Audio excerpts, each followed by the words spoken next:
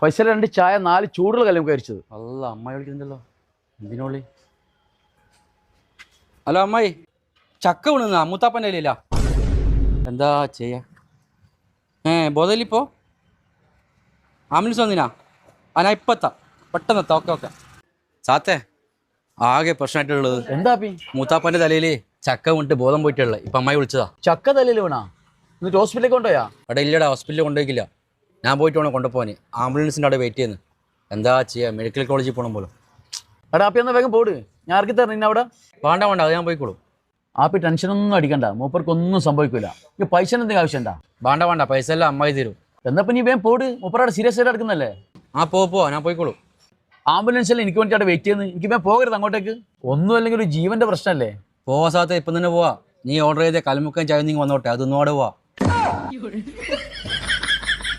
കൽമുക്ക ഇപ്പം എങ്ങനെ കിട്ടുമോ?